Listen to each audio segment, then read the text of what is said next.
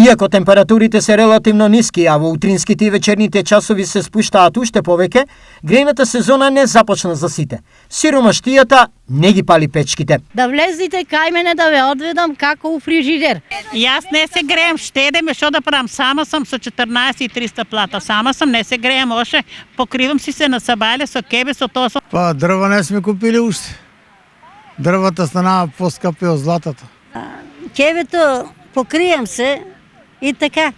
Те тука на сенцето се грееме. Има и такви кои поради големата поборувачка и мала понуда, но и превисоките цени, се уште не обезбедиле дрва за огрев. Сиромавиот сега плаќа двојно, цените двојно поскапеа, тие кои што не купија дрва на време, сега ги плаќаат двојно, тие кои што немаат добра изолација во домовите, сега повторно плаќаат дупло повеќе него оние кои што имаат квалитетни домови. Во суштина се плаќаат два пати. За сега, иако времето е доцна есенско, калкулации со огревот се уште се можни, но за неколку денови тоа ќе се смени. Синоптичарите најавуваат дождови и сериозен пат на температурите.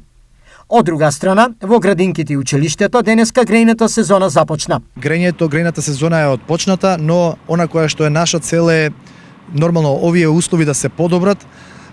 Системот за грејење во неколку училишта во наредниот период ќе предвидиме средства за реконструкција, целосна реконструкција на парното во неколку училишта, се со цел да имаме помали загуби на нафта, на енергенси при затоплувањето на училиштата и на градинките. Енергетската и економската криза зимава ја направија најнеизвестна досега. Иако надлежните уверуваат дека струја ќе има, волнените чорапи, мести и кебиња многумина веќе ги подготвуваат.